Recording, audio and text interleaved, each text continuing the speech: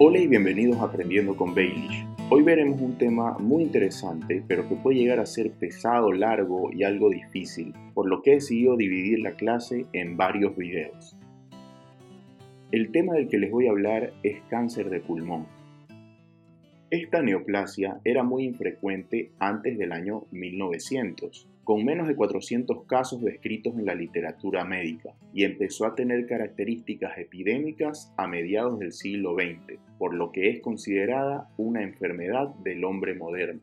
Pese a todos los avances que existen en el tratamiento, al cáncer pulmonar se lo sigue asociando con un mal pronóstico, y esto se debe a que la mayoría de los pacientes llegan a la consulta con un estadio avanzado de la enfermedad en el momento del diagnóstico. Y esto es algo lamentable, ya que el cáncer de pulmón es una de las neoplasias comunes más evitables, y como es conocido, su principal causa es el consumo de tabaco. El cáncer de pulmón se define como aquel tumor que se origina en el epitelio respiratorio, que está formado por bronquios, bronquiolos y alvéolos. En cuanto a la epidemiología, el cáncer de pulmón es el segundo tumor maligno más frecuente en ambos sexos, solo superado por el cáncer de mama en mujeres y el de próstata en hombres, pero cuando hablamos de mortalidad ocupa el primer lugar, y lo pongo en rojo, mayúsculas y subrayado. El cáncer de pulmón es la primera causa de muerte por cáncer a nivel mundial. Y es muy importante que tengan en cuenta este dato. Aproximadamente el 90% de las lesiones sospechosas en una imagen de tórax son malignas. Por eso estamos obligados a estudiar a todo paciente que tenga un nódulo o masa pulmonar con características de malignidad. Ya hice un video de nódulo pulmonar solitario en el que enseño cuáles son las características benignas y malignas de las lesiones pulmonares, y les recomiendo verlo si no lo han hecho. Continuemos. Esta neoplasia es rara antes de los 40 años, pero a partir de esta edad sus cifras van aumentando hasta los 80.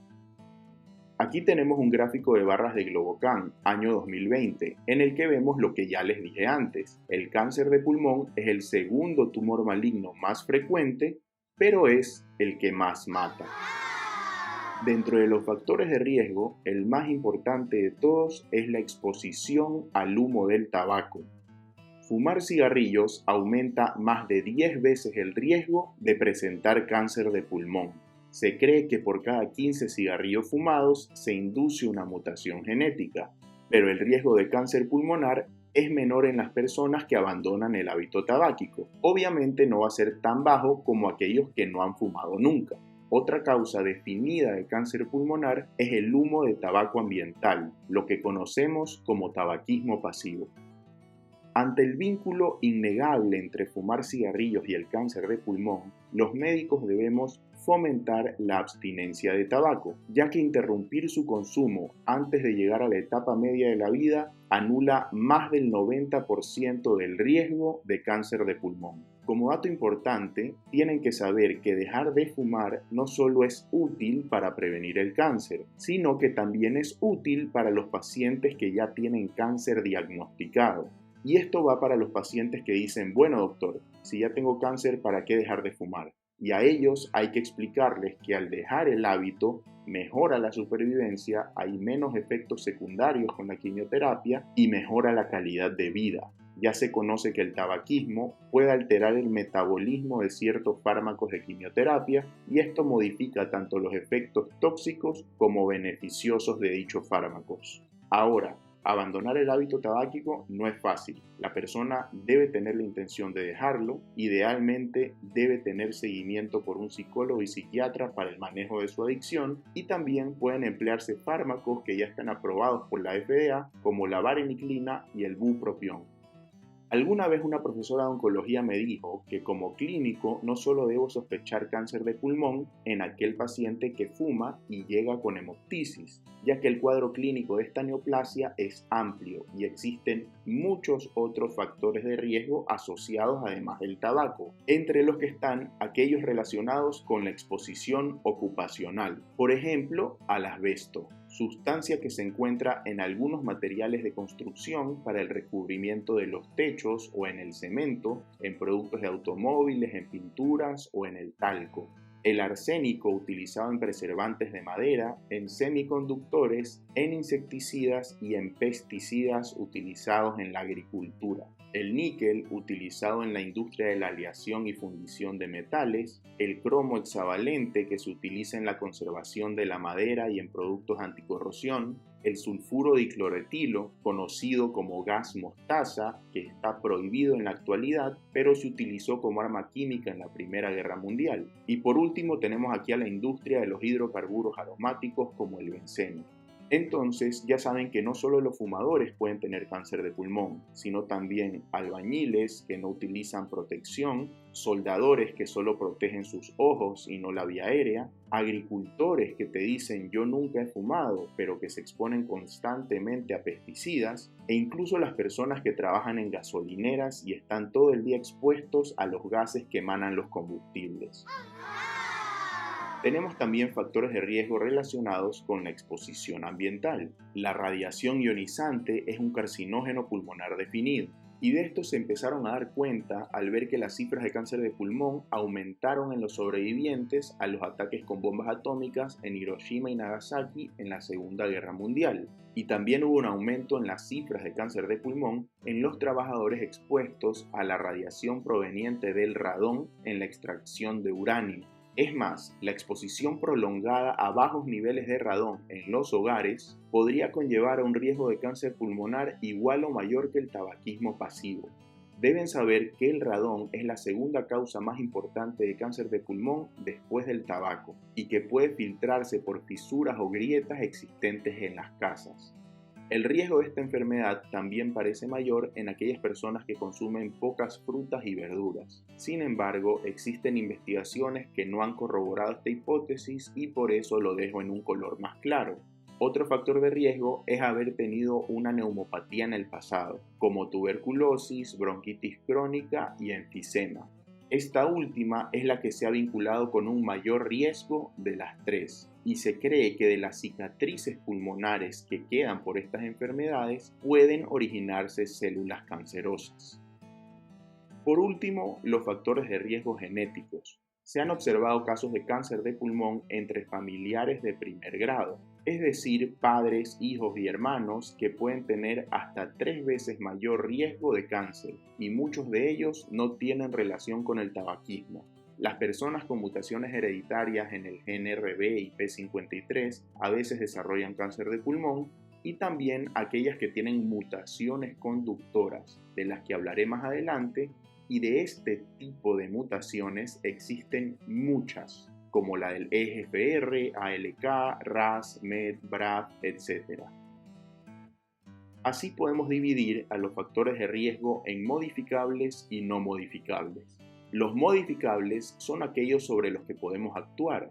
Se puede dejar de fumar, utilizar protección adecuada para el trabajo, hay que evitar la exposición al radón, existen técnicas para detectar este gas, y la OMS recomienda, sobre todo en lugares cerrados donde se pueda acumular, mejorar la ventilación, sellar adecuadamente el piso y paredes, sobre todo en los sótanos, y además existen sistemas de extracción de radón.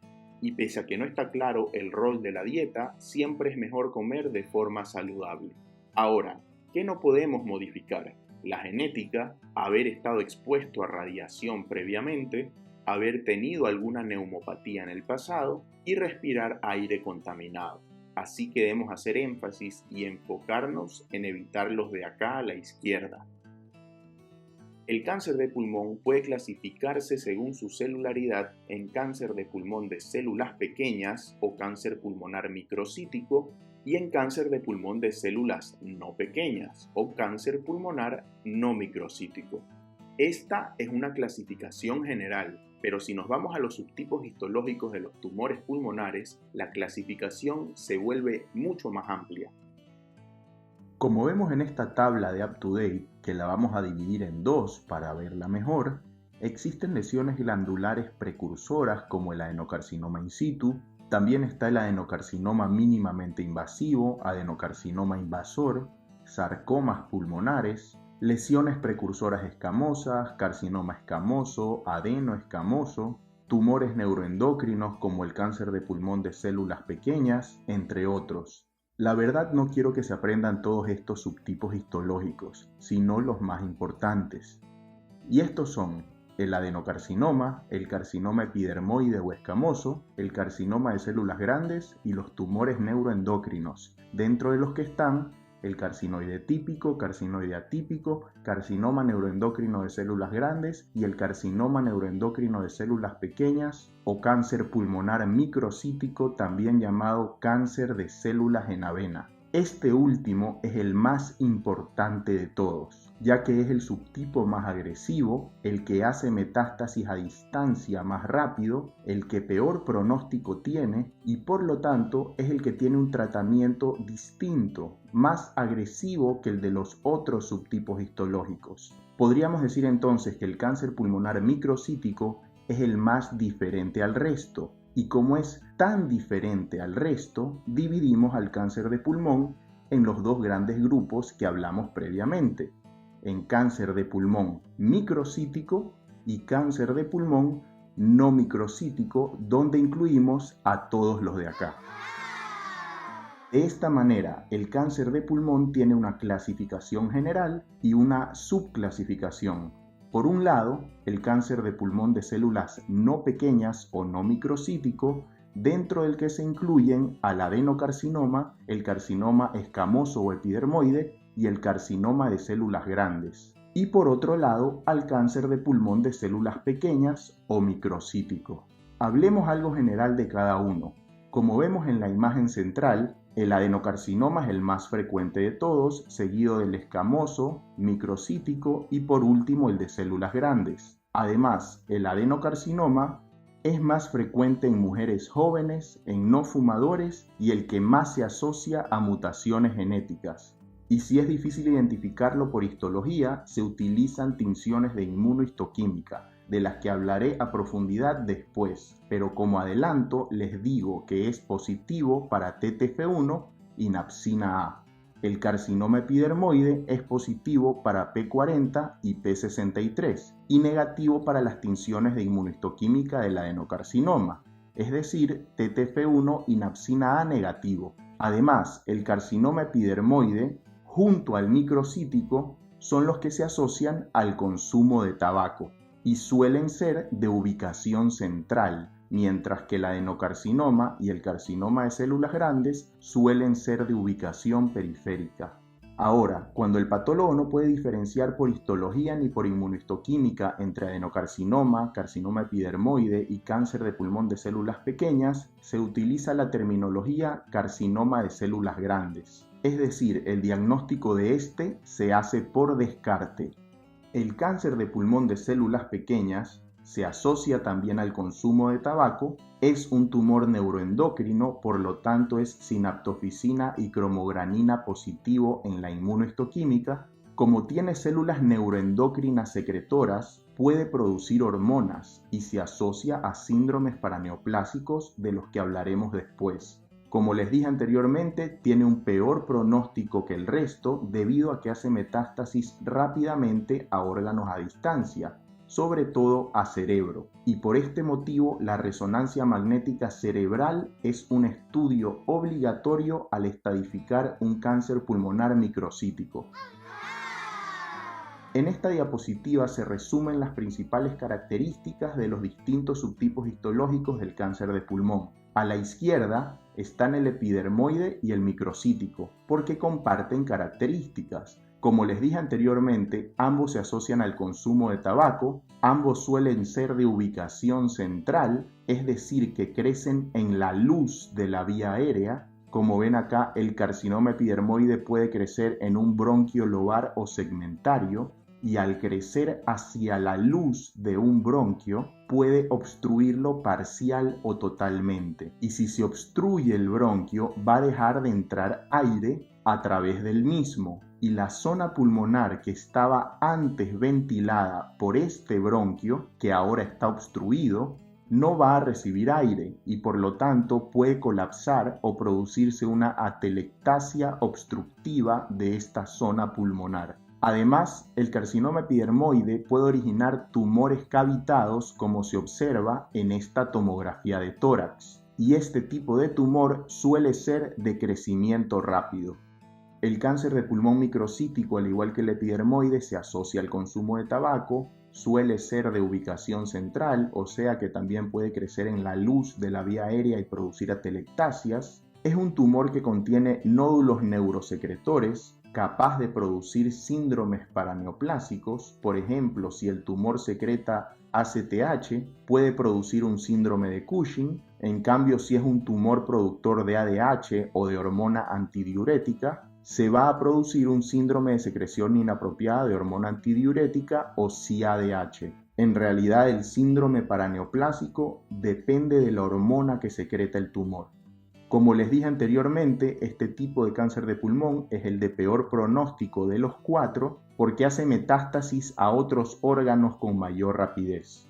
A la derecha tenemos al adenocarcinoma y al carcinoma de células grandes que comparten una característica. Ambos suelen ser de ubicación periférica. El adenocarcinoma puede presentarse como un nódulo pulmonar solitario en vidrio esmerilado, es de crecimiento lento, no suele producir lesiones cavitantes como el epidermoide y predomina en mujeres jóvenes no fumadoras. Y el carcinoma de células grandes suele producir lesiones periféricas de crecimiento muy rápido y su diagnóstico es de exclusión. Hablemos ahora de la inmunohistoquímica en el cáncer de pulmón. Esta es una técnica que permite realizar una mejor clasificación del cáncer pulmonar y diferenciar los distintos subtipos histológicos. Para entender mejor esto, vamos a abrir un paréntesis de color anaranjado aquí a la izquierda que nos va a llevar a una pizarra en blanco. Lo primero que quiero que hagamos es leer esta frase que dijo un sabio. Para dar el tratamiento más adecuado a los pacientes con cáncer de pulmón, debemos saber el nombre, segundo nombre, apellido y segundo apellido del cáncer. Les voy a explicar qué quiso decir un sabio con esto y quién nos da los nombres y los apellidos del cáncer. El patólogo del hospital nos dice los dos nombres y el primer apellido, y el biólogo molecular nos da el segundo apellido. El primer nombre hace referencia a la clasificación general. Mediante microscopía óptica con tinciones de hematoxilina y eosina, el patólogo nos dice: esto es un cáncer de pulmón de células pequeñas o un cáncer de pulmón de células no pequeñas. Punto. Ese es el primer nombre. ¿Y para qué nos sirve hacer esta distinción? Porque les dije antes que el cáncer de pulmón de células pequeñas tiene un peor pronóstico, por lo tanto el tratamiento de ambos es distinto. El segundo nombre es el subtipo histológico, y con microscopía óptica y las tinciones antes mencionadas, el patólogo no solo nos puede decir la clasificación general, sino que también nos puede decir si este cáncer de pulmón de células no pequeñas es un adenocarcinoma, carcinoma escamoso o carcinoma de células grandes. Sin embargo, en ocasiones, ya sea porque la muestra no es buena o porque la biopsia se tomó de una metástasis y no del tumor primario, el patólogo con tinciones de hematoxilina y eosina no puede diferenciar el subtipo histológico. Entonces se ayuda de tinciones de inmunohistoquímica. Si las tinciones TTF1 y napsina A son positivas, se trata de un adenocarcinoma. Si la P63 y P40 son positivas, se trata de un carcinoma escamoso. En realidad existen muchas más pruebas de inmunohistoquímica, pero en esta pizarra solo les menciono las de aquí de manera muy general. Y otra cosa, ¿por qué es importante hacer la distinción entre los distintos subtipos histológicos del cáncer de pulmón de células no pequeñas? Porque el adenocarcinoma y el carcinoma escamoso tienen tratamientos de quimioterapia distintos. Vamos ahora con el primer apellido. Este hace referencia a la expresión de PDL1 del tumor y el patólogo la conoce con microscopía óptica y tinciones de PDL1, pudiendo obtener los siguientes resultados. El tumor tiene una expresión del PDL1 mayor o igual al 50%, menor al 50% o menor del 1%, aunque en términos prácticos se utiliza mayor o menor al 50% nada más. Y bueno, ¿para qué nos sirve esto? Porque dependiendo de la expresión de PDL1, el oncólogo puede utilizar inmunoterapia con fármacos anti-PDL1 o anti-PD1 asociados a la quimioterapia. Más tarde explico a profundidad qué es esto de PD1 y PDL1. Y por último, el segundo apellido, que se refiere a los estudios moleculares o genéticos del tumor, detectados por secuenciación de ADN, secuenciación de nueva generación de ADN y ARN o FISH. Con estas técnicas pueden detectarse mutaciones conductoras como las del EGFR, ALK, MET, RAS, BRAF, etc. ¿Y para qué sirve detectar estas mutaciones?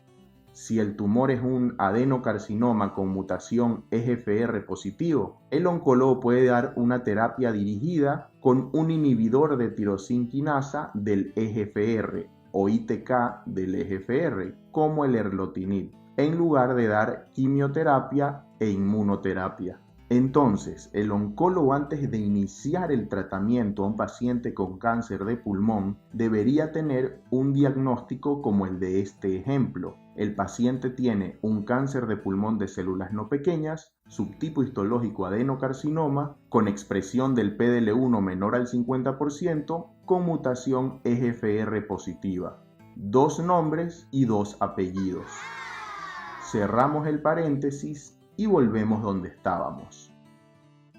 Decía que la inmunohistoquímica permite clasificar de una mejor manera al cáncer de pulmón. Ahora bien, cuando tenemos a un paciente con un tumor pulmonar maligno, existen 2 opciones. ¿Se trata de un cáncer pulmonar primario o es una metástasis pulmonar de otro tumor primario? Ejemplo de esto último, una mujer con un cáncer de mama o de tiroides que tiene una metástasis única en el pulmón. Entonces, imaginemos que encontramos una única masa pulmonar que fue biopsiada y el patólogo realiza tinciones de inmunohistoquímica. Ya les he mencionado anteriormente al TTF1. Estas son siglas en inglés para factor de transcripción tiroidea 1. Y esta tinción es positiva en tumores primarios y metastásicos de origen pulmonar y tiroideo. Ahora, ¿cómo sabemos si este tumor, que es TTF1 positivo, es un cáncer primario de pulmón o una metástasis pulmonar de un tumor tiroideo? Pues solicitamos tiroglobulina por inmunohistoquímica. Si este tumor es TTF1 y tiroglobulina positivos, se trata de una metástasis pulmonar de un tumor tiroideo. Ahora lo contrario, si el tumor es TTF1 positivo, tiroglobulina negativo y además napsina A y citoqueratina 7 o CK7 positivos, es un adenocarcinoma de pulmón. Cuando tenemos TTF1 y napsina A negativos con P40 y P63 positivos, es un carcinoma escamoso pulmonar. Este subtipo histológico también puede ser positivo para PAX8. El microcítico es TTF1 positivo, napsina A negativo y como es un tumor neuroendocrino es sinaptofisina y cromogranina A positivo. Y cuando la histología e inmunohistoquímica no es compatible con un adenocarcinoma, carcinoma escamoso o microcítico, se trata de un carcinoma de células grandes. El diagnóstico de este se hace por descarte.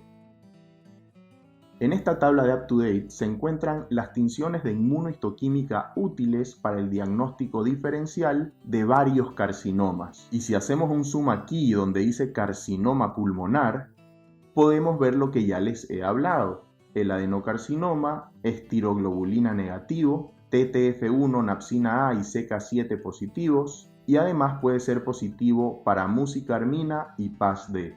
El escamoso es P40, P63, CK5, CK6 y desmogleína positivo y usualmente negativo para citoqueratina 7 y también es negativo para TTF1 y napsina A. El microcítico o de células pequeñas es TTF1 positivo con un Ki67 alto y es variable para sinaptofisina y cromogranina. Variable significa que puede ser positivo para ambos o para uno de los dos. Para que quede aún más claro el tema de inmunohistoquímica, veamos un casito clínico.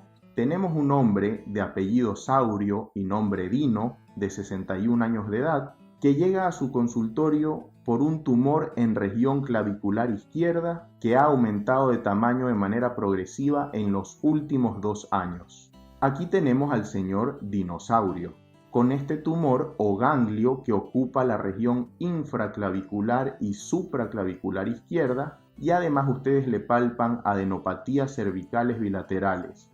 Se le realiza una tomografía de cabeza y cuello que incluye región superior del tórax, donde se observa una lesión ovalada, heterogénea, que destruye la clavícula izquierda, como vemos aquí, y ustedes deciden llamar a un cirujano que realiza una biopsia de esa lesión y la envían al patólogo de su confianza para que realice un estudio histológico y de inmunohistoquímica.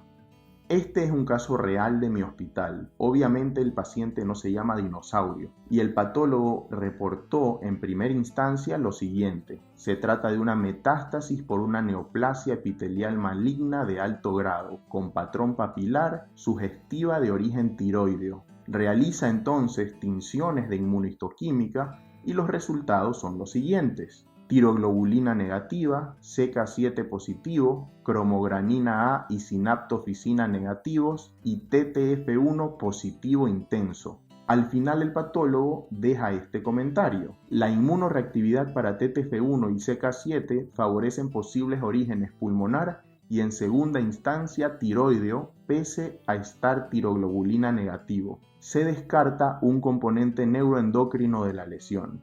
Analicemos esto.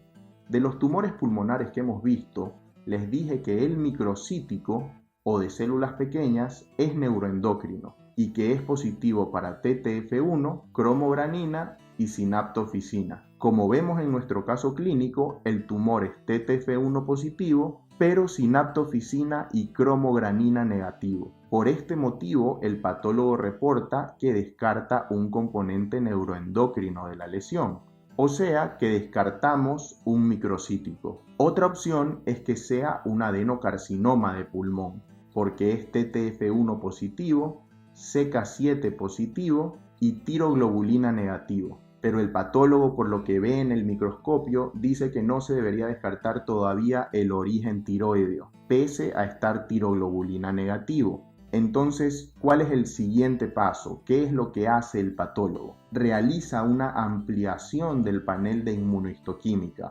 obteniendo napsina A positiva en el 100% de las células tumorales y PAX8 negativa. Veamos el comentario final del patólogo. Biopsia de adenopatía infraclavicular izquierda. Los hallazgos inmunohistoquímicos son consistentes con un adenocarcinoma de origen pulmonar con patrón de crecimiento papilar, abre paréntesis, CK7 y TTF1 positivos, negativo para tiroglobulina y PAX8, cierra paréntesis y deja una nota. Se aumenta prueba de napsina A para confirmación diagnóstica. Se confirma metástasis de un adenocarcinoma papilar de pulmón en adenopatía infraclavicular izquierda, napsina A positiva.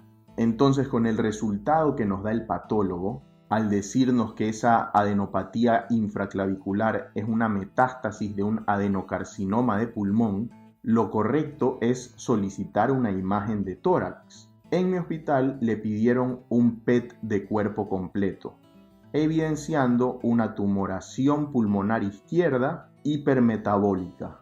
Con este caso clínico quiero que vean cómo por inmunohistoquímica se puede llegar al diagnóstico de un cáncer pulmonar sin haber realizado biopsia del tumor primario, sino de una metástasis ganglionar. Maravilloso. Bueno, ¿qué es PD1 y PDL1? PD es Programmed Death, o en español, muerte programada. PD1 es la molécula de muerte programada 1, que tiene dos ligandos, es decir, sustancias que se unen a ella, y estos ligandos son el PDL1 y el PDL2. La unión de PD1 y sus ligandos es importante en la activación de las células T. El PDL2 en realidad juega un rol importante en enfermedades infecciosas o alérgicas, así que no hablaremos de él. Pero el PDL1 juega un rol importante en el cáncer, así que hablaremos de este último. Para entender el rol de estas moléculas en el cáncer de pulmón, vamos a abrir otro paréntesis acá a la izquierda que nos va a llevar a otra pizarra en blanco. A la izquierda tenemos una célula T, a la derecha una célula tumoral.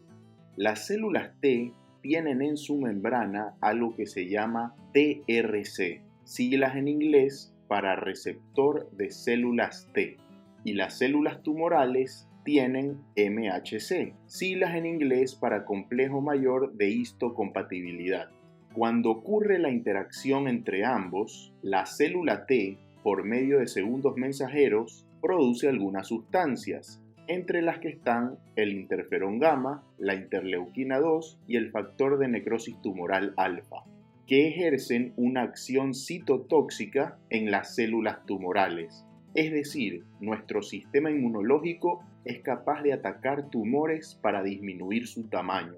Ahora, ¿qué pasa cuando las células T son continuamente estimuladas? Se agotan y expresan en su membrana la molécula de muerte programada 1 o PD1. Y existen algunos tumores que producen el ligando de muerte programada 1 o PDL1. ¿Qué pasa cuando ocurre la interacción entre estas dos moléculas? La célula T deja de producir estas citoquinas y dejan de destruir a las células tumorales. Entonces podríamos decir que esta interacción lleva a un agotamiento de las células T, inhibe la apoptosis de las células tumorales, o sea que las células tumorales no mueren, y esto lleva a un aumento en la sobrevida celular tumoral. Por lo tanto, esta unión es clave y hay que evitarla. ¿Cómo evitamos la unión entre PD1 y PDL1? Utilizando inmunoterapia con fármacos anti-PD1 y anti-PDL1. Por eso es importante pedirle al patólogo que nos diga la expresión de PDL1 en las células tumorales.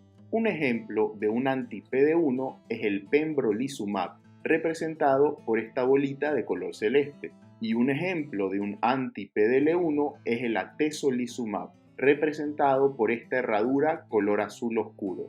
Cuando utilizamos pembrolizumab, este bloquea al PD1 y no permite que se una con su ligando. Cuando utilizamos atezolizumab, bloquea el PDL1 y no permite que se una al PD1. Entonces, al evitar esta unión, las células T pueden ejercer su acción citotóxica contra las células tumorales. A la izquierda tenemos una imagen donde ocurre la unión entre PD1 y PDL1, y esto impide que la célula T destruya a la célula tumoral. A la derecha vemos el bloqueo de PD1 y PDL1, permitiendo a la célula T destruir a la célula tumoral. Miren, aquí dice muerte de una célula tumoral. Cerramos el paréntesis y volvemos donde estábamos. Ya sabemos que la interacción entre PD1 y PDL1 es un mecanismo de escape inmunológico por parte de las células tumorales para la progresión del cáncer. Por eso hay que solicitar la expresión de PDL1 en la muestra de la biopsia enviada al patólogo, además de solicitar inmunohistoquímica, que es para conocer el subtipo histológico. La expresión de PDL1 puede ser mayor o igual al 50% o menor al 50%. Cuando es mayor o igual al 50% y el tumor no es agresivo, se le puede dar al paciente monoterapia con un anti-PD1 o anti-PDL1. Cuando la expresión es menor al 50%, no puedes dar inmunoterapia sola, sino que debes asociarla a la quimioterapia. Hablemos ahora de algo muy importante en el cáncer de pulmón, su patogenia molecular. Es conocido que las células neoplásicas tienen características distintivas, entre las que están autosuficiencia en las señales de crecimiento, insensibilidad a señales de anticrecimiento, evasión de la apoptosis, potencial ilimitado de réplica, angiogénesis sostenida e invasión a tejidos y metástasis. Estas células neoplásicas con estas características generan cáncer cuando existen acumulaciones de mutaciones de hiperfunción de oncogenes y mutación de hipofunción de genes supresores de tumores. Es decir, cuando los oncogenes le ganan la batalla a los genes supresores de tumores, se genera el cáncer. De todos los subtipos histológicos que hemos visto, los adenocarcinomas son los que más presentan mutaciones conductoras, que son aquellas que conducen el comienzo y perpetuación de las células tumorales. Y estas mutaciones conductoras sirven como puntos débiles o como blancos o dianas terapéuticas para combatir tumores, ya que en la actualidad hay medicamentos dirigidos contra este tipo de mutaciones, o sea que son fármacos que atacan a la mutación que genera el cáncer. Existen muchas mutaciones conductoras asociadas al cáncer de pulmón de células no pequeñas, sobre todo al subtipo histológico adenocarcinoma. Entre ellas están las mutaciones del KRAS, del EGFR, BRAF, MET, ALK, entre otras. Para entender la importancia de solicitar estas mutaciones al biólogo molecular del hospital, voy a ponerles como ejemplo la mutación del EGFR, porque si hablamos de todas, hacemos eterna esta clase. EGFR son siglas en inglés para receptor del factor de crecimiento epidérmico. Este es un receptor de membrana celular con actividad tirosinquinasa, que tiene una región extracelular, una región o dominio transmembrana y un dominio intracelular, que es el llamado dominio tirosinquinasa. Cuando existen mutaciones en el gen del EGFR, es decir, el gen que codifica a este receptor, ocurren una serie de reacciones intracelulares que culminan en un aumento en la proliferación celular, incremento en la angiogénesis, aumento en la capacidad del tumor para generar metástasis y disminución en la apoptosis. Hagamos un zoom en este receptor para verlo más de cerca. Aquí está el EGFR. Esto es fuera de la célula, esta es la membrana celular y esto es dentro de la célula. Este es el dominio extracelular del EGFR, el dominio transmembrana y el dominio intracelular o dominio tirosinquinasa, que es el sitio donde actúan o donde se unen los fármacos inhibidores de tirosinquinasa que veremos en la siguiente diapositiva. La mutación del EGFR se presenta con mayor frecuencia en el subtipo histológico adenocarcinoma, en mujeres jóvenes, en no fumadores y en pacientes de etnia asiática. Esta mutación tiene una alta sensibilidad a un grupo de fármacos que se llaman inhibidores de tirosinquinasa del EGFR y los hay de primera, segunda y tercera generación. Aquí les dejo dos ejemplos de cada generación. Cuando el EGFR está mutado, sobreviven las células tumorales, por lo que vimos anteriormente. Esta mutación inhibe la apoptosis, incrementa la proliferación celular, etc. Y cuando el oncólogo utiliza un inhibidor de tirosinquinasa del EGFR en un paciente con cáncer de pulmón portador de esta mutación, estaría atacando directamente a la mutación conductora que genera el cáncer. Por lo tanto, al utilizar estos fármacos, promueves la muerte de las células tumorales. Entonces, este grupo de pacientes se beneficia de una terapia dirigida contra esta mutación en lugar de darles quimioterapia o inmunoterapia. Veamos ahora otra frase de un sabio. El cáncer de pulmón engloba un conjunto heterogéneo de patologías, es decir, no existe un solo cáncer de pulmón, sino varios. Por lo tanto, el tratamiento depende del tipo de cáncer que tenga el paciente y existen varios tratamientos para cada caso puntual. ¿Qué quiere decir un sabio con esta segunda frase? Se los explico en la siguiente pizarra. Escuchen bien. Cuando aparezca un iluminado que les diga que tiene la cura para las enfermedades crónicas, debemos preguntarle ¿para qué enfermedad? Porque hay muchas enfermedades crónicas con tratamientos diferentes. La forma de tratar la falla renal crónica, la hipertensión arterial o la diabetes mellitus no es la misma. Sus tratamientos son distintos porque son enfermedades distintas. De la misma manera, cuando ese iluminado diga que tiene una pastilla que es la cura contra el cáncer, hay que preguntarle para qué tipo de cáncer, porque no es lo mismo un cáncer de páncreas, de mama o de pulmón. Son enfermedades diferentes con tratamientos diferentes. Yo creo que hasta ahí estamos de acuerdo. Y bueno, ustedes se preguntarán por qué les digo algo tan obvio. Porque quiero que piensen de la misma manera con el cáncer de pulmón. No existe uno solo, hay varios. Y los distintos tipos de cáncer de pulmón tienen tratamientos diferentes. Quisiera que los consideren como enfermedades distintas.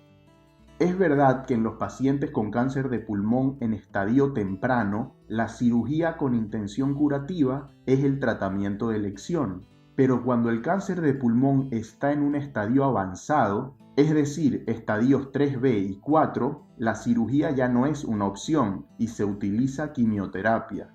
Esto que vamos a ver a continuación es un adelanto para cuando hablemos de tratamiento y que lo entiendan a la perfección. La quimioterapia utilizada en el cáncer de pulmón se llama quimioterapia basada en platino o basada en dobletes de platino. ¿Qué significa esto? Dobletes significa que se utilizan dos fármacos y de platino significa que uno de estos dos fármacos es un platino. Obvio, el platino que se utiliza en cáncer de pulmón puede ser cisplatino o carboplatino. Ahora, si un paciente tiene un cáncer de pulmón de células pequeñas o microcítico, el doblete de platino de elección es cisplatino más etopósido. Esta es la quimioterapia para el carcinoma microcítico. Para el cáncer de pulmón de células no pequeñas se utilizaban un platino combinado con paclitaxel o gencitabina o vinorelbina. Pero los investigadores se dieron cuenta que lo óptimo era diferenciar al cáncer de pulmón de células no pequeñas en sus distintos subtipos histológicos, porque al adenocarcinoma le va mejor con un fármaco de quimioterapia que se llama pemetrexed, y el doblete de platino ideal para este subtipo histológico es el carboplatino más pemetrexed, y para el escamoso, platino más paclitaxel. Con esto no quiero que necesariamente se aprendan los fármacos, sino que se den cuenta que los distintos subtipos histológicos de cáncer de pulmón tienen tratamientos de quimioterapia diferentes. Vamos un paso más adelante. Al solicitar la expresión del PDL1 en la muestra enviada al patólogo, si es mayor o igual al 50%, el paciente se beneficia de inmunoterapia con un anti-PD1 o un anti-PDL1, pembrolizumab o atezolizumab. Si la expresión del PDL1 es menor al 50%, el paciente debe de recibir inmunoterapia más quimioterapia basada en dobletes de platino. ¿Qué doblete de platino utilizamos? Depende del subtipo histológico. Si es un adenocarcinoma, ya sabemos que le va mejor con platino y pemetrexed. Entonces le vamos a dar este doblete de platino más la inmunoterapia. Si es un escamoso, damos inmunoterapia con pembrolizumab más el doblete de platino que se le da al escamoso, platino más paclitaxel. Vamos más adelante. Si parte de la muestra enviada al patólogo se la damos al biólogo molecular para detectar mutaciones conductoras, el tratamiento cambia dependiendo de la mutación detectada. Si el paciente tiene el EGFR mutado, se le administra terapia dirigida contra esa mutación con inhibidores de tirosinquinasa del EGFR, como el osimertinib, afatinib o erlotinib.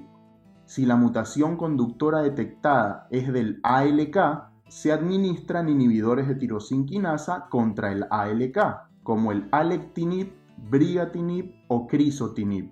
Ahora vamos un paso más adelante. Imaginemos que tenemos dos pacientes con cáncer de pulmón, ambos con subtipo histológico adenocarcinoma, ambos con expresión del PDL1 menor al 50%. A ambos se les solicita detección de la mutación del EGFR y la paciente de la izquierda es portadora de la mutación, pero el paciente de la derecha no la tiene. Entonces, por más que ambos tengan el mismo subtipo histológico con la misma expresión de PDL1, su tratamiento no va a ser igual. La paciente de la izquierda se va a beneficiar del uso de inhibidores de tirosinquinasa contra el EGFR y el paciente de la derecha se va a beneficiar del uso de inmunoterapia asociada a quimioterapia basada en platino. De esta manera, por más que ambos tengan un cáncer de pulmón de células no pequeñas, con subtipo histológico adenocarcinoma, con expresión de PDL1 menor al 50%,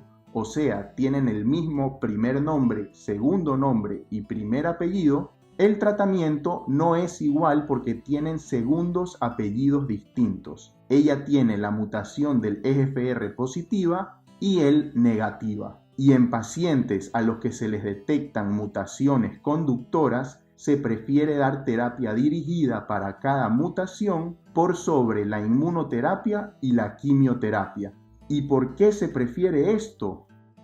Porque ya hay muchos estudios realizados como este que se llama ensayo AURA3, en el que se tomaron pacientes con adenocarcinoma de pulmón con mutación EGFR positiva y se los dividió en dos grupos. A un grupo se le dio un inhibidor de tirosinquinasa, el osimertinib, y al otro grupo se le administró quimioterapia basada en dobletes de platino. Como eran pacientes con adenocarcinoma, el doblete elegido fue carboplatino más pemetrexed. Y bueno, ¿qué se midió en este estudio? Algo que se llama sobrevida libre de progresión. ¿Qué es esto? Es el tiempo en meses que pasa desde el inicio de un tratamiento hasta que la enfermedad progresa, o sea, hasta que el tumor aumenta de tamaño o aumenta el número de metástasis. Entonces, en este estudio se midió la sobrevida libre de progresión en pacientes con adenocarcinoma de pulmón con mutación EGFR positiva que recibieron carboplatino más pemetrexed versus osimertinib. Aquí tenemos la curva de Kaplan-Meier del estudio, donde en el eje vertical está la probabilidad de sobrevida libre de progresión y en el eje horizontal el tiempo en meses. Y como vemos, desde el inicio las curvas se separan y el grupo de pacientes que recibió osimertinib, que es la curva de color azul, tiene más meses libres de progresión de la enfermedad, con una mediana de sobrevida libre de progresión de 10.1 meses versus 4.4 meses el grupo que recibió quimioterapia. Es decir, a los pacientes con adenocarcinoma de pulmón con mutación EGFR positiva les va mejor con terapia dirigida con inhibidores de tirosinquinasa que con la quimioterapia platino más pemetrexed. Por eso, en pacientes con mutaciones conductoras positivas, se prefiere la terapia dirigida por sobre la inmunoterapia y la quimioterapia. Les va mejor cuando se ataca a la mutación que produce el cáncer. Y por todo lo expuesto hasta este momento, es importante conocer el primer nombre, segundo nombre, primer apellido y segundo apellido del cáncer de pulmón. Por eso es que un sabio nos dijo estas dos frases. Y ese es el motivo por el que les dije que hay que considerar a los distintos tipos de cáncer de pulmón como enfermedades diferentes, porque tienen tratamientos diferentes. Algunos se benefician de inmunoterapia sola, otros de la combinación de quimioterapia más inmunoterapia y otros de la terapia dirigida contra mutaciones conductoras. Si el cáncer de pulmón fuera una sola enfermedad, le daríamos el mismo tratamiento a todos los subtipos histológicos. Esta clase no tiene la intención de que se aprendan el tratamiento, sino de que entiendan por qué se solicita inmunohistoquímica, expresión de PDL1 y mutaciones conductoras en la muestra obtenida por biopsia de un tumor pulmonar o de una metástasis del mismo. En las siguientes clases hablaremos de detección temprana de cáncer pulmonar, manifestaciones clínicas, métodos diagnósticos, estadificación y las distintas alternativas que existen para el tratamiento. Y cuando hablemos del tratamiento con quimioterapia, ustedes ya van a ser unos expertos debido a lo que hemos visto en la clase de hoy. Para que no se pierdan ninguna de las siguientes clases, suscríbanse al canal y activen la campanita. Y si les gustó este video, denle me gusta. Eso es todo por hoy. Síganme en mis redes sociales y nos vemos en la siguiente clase. Que les vaya muy bien.